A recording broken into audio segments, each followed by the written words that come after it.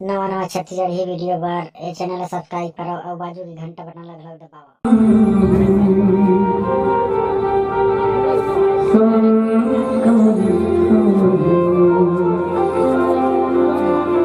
सिया मरिया चंद्र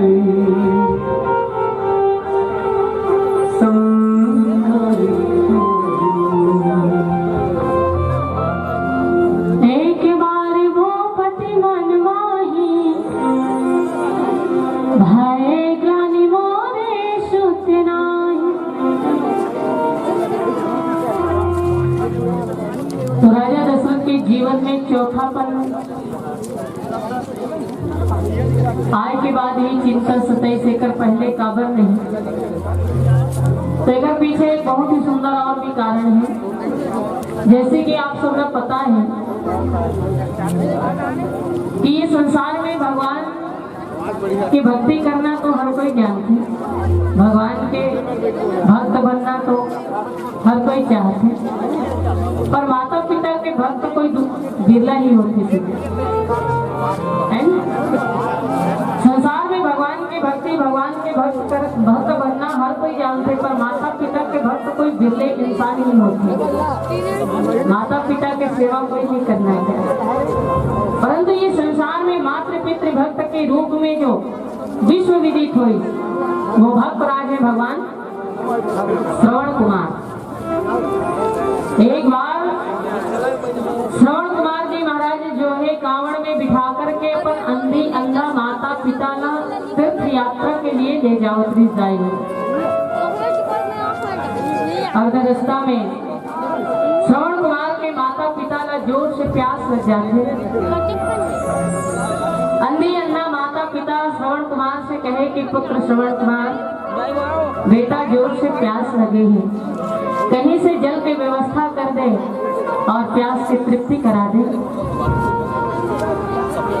माता पिता के वचन न सिरोधार्य करते हुए आज्ञाकारी पुत्र श्रवण कुमार कांवड़ नीचे रख करके हंडी पकड़ के जल लाए खातिर सरोवर में चले जाते। सरोवर में जाकर के जैसे ही जल भरत रहे थे, हंडी से गुड़गुड़ के आवाज आते। ये आवाज राजा दशरथ के कान तक सुनाई देती। राजा दशरथ के कान तक सुनाई देते तो राजा दशरथ मन में अनुमान लगाते बिना देखे ही कि कोई जंगली पशु, कोई जंगली जानवर सरोवर में आकर के जलपान करते, और ये सोच करके बिना देखे ही राजा दशरथ सप्तवेदी बाण के संधान कर देते जो श्रवण कुमार के वृक्ष स्थल ले जाकर के लग जाते, हृदय स्थल ले जाकर के लग जाते, और श्रवण कुमार वही मरणासन्न स्थिति में गिर जाते, जमीन में पड़े हुए हैं। राजा दशरथ आकर के देखे तो श्रवण कुमार मरणासन्न स्थिति में पहुंचे हुए हैं और कुछ अंतिम शब्द कहना चाहते। राजा दशरथ श्रवण कुमार के समक्ष भी श्रवण कुमार हाथ जोड़ करके निवेदन करते कि हे राजन, मोर जीवन की अंतिम इच्छा यही है कि मोर अंधी अंधा माता पिता प्यास से बड़ा ही व्याकुल है, और ये जल से भरे कलश ले जाकर के आप वो मन जल पान करा दो, यही मोर जीवन की आखिरी इच्छा है। राजा दशरथ जल से भरे कलश ले जाकर के अंधी अंधा माता पिता से जल पान करे खातिर निवेदन करते। अंधी अंधा माता पिता पूछ बैठे कि आप कौन हो। राजा दशरथ कहे कि मैं अयोध्या के चक्रवर्ती सम्राट राजा दशरथ हूँ। अंधी अंधा माता पिता पूछ बैठते फिर हमारा पुत्र श्रवण कुमार कहाँ है।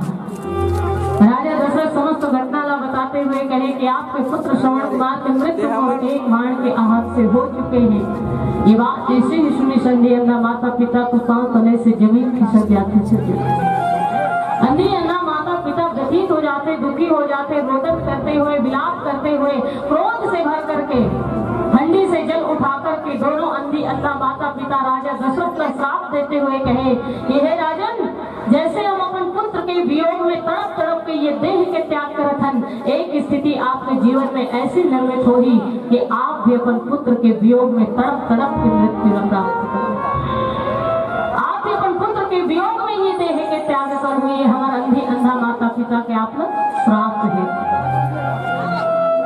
इस तरह से श्रवण कुमार के माता पिता श्राप देते राजा दशरथ ला और राजा दशरथ ये बात आप तो भूले नहीं है सज्जनों, भली बात याद है राजा दशरथ ला कि श्रवण कुमार के अंधे अंधा माता पिता के साथ है कि वो मृत्यु पुत्र के वियोग में हो।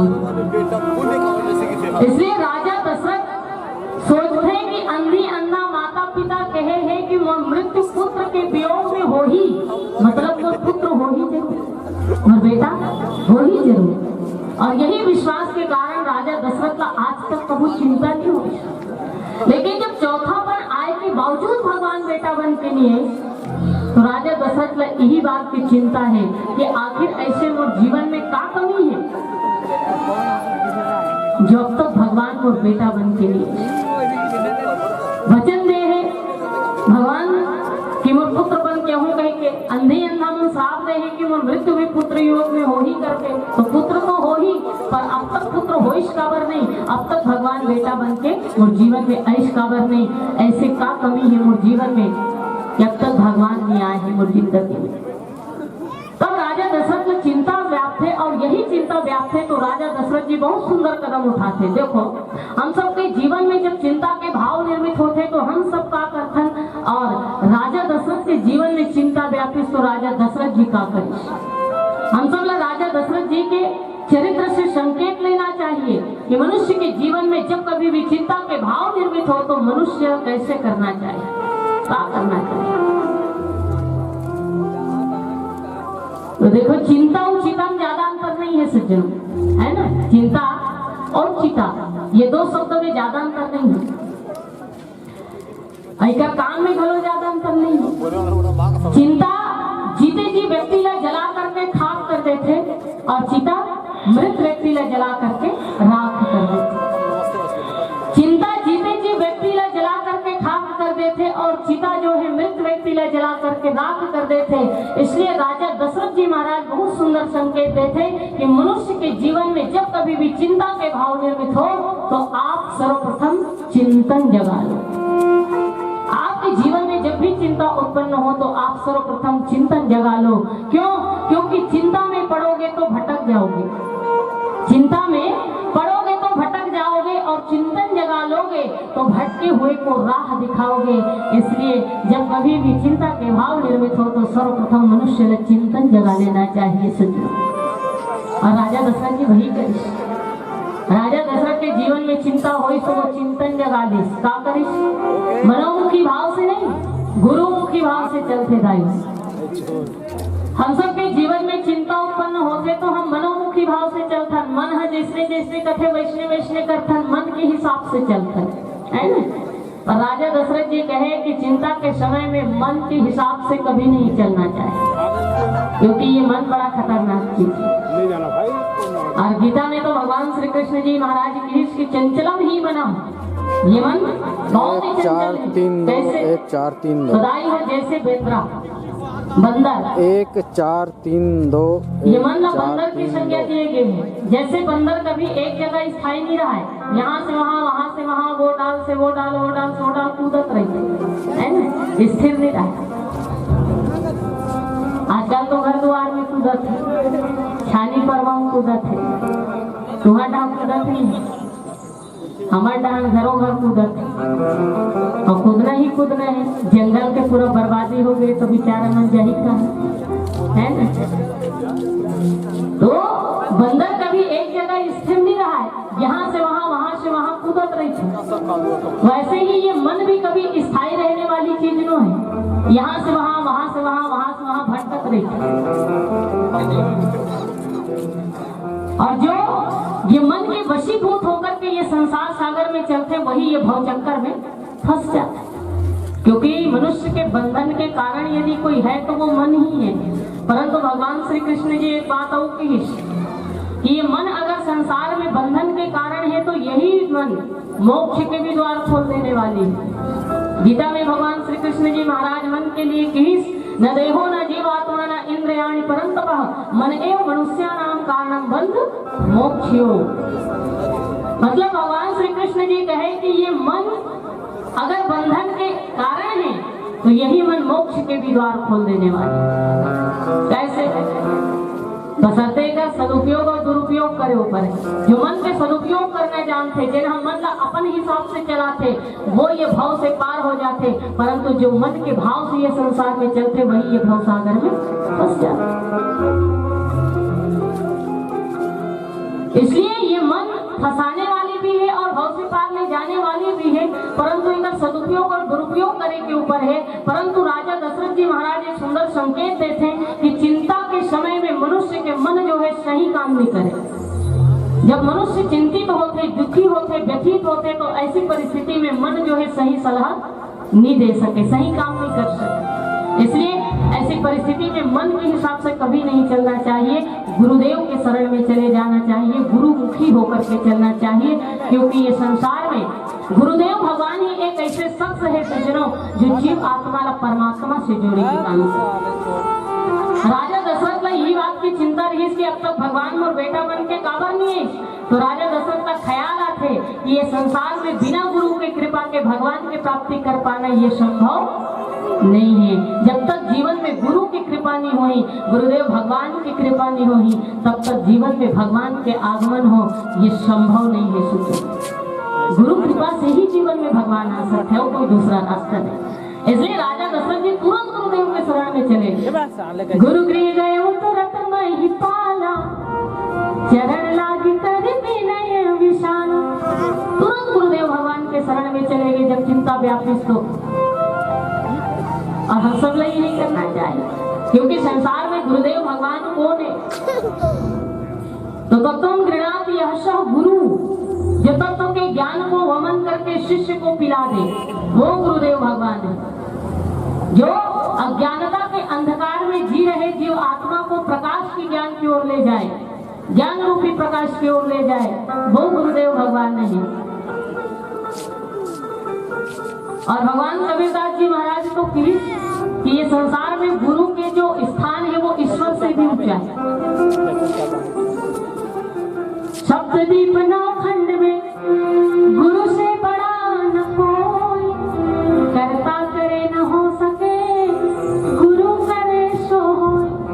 कबीरदास जी महाराज की इसकी संसार में गुरुदेव भगवान से बढ़कर के और कोई नहीं है, और जिन साधारण जीवात्मा नहीं कर सके वो समस्त कार्य ला करे के सामर्थ्य अगर किसी के पास है तो वो गुरुदेव भगवान है। और इसीलिए एक संत बहुत बढ़िया बात की है, हे गुरुदेव, जब आप और जीवन के मोह दूर करते हो तो भगवान मोहन लगते हो, जब आप और जीवन के भ्रम दूर करते हो तो भगवान ब्रह्मा लगते हो, जब आप और जीवन की विष दूर करते हो तो भगवान विष्णु लगते हो, जब आप और जीवन की शंका दूर करते हो तो भगवान शंकर लगते हो, और जब आप और जीवन के दुर्गति दूर करते हो तो आदि सत्य मां जगदम्बा लगते हो।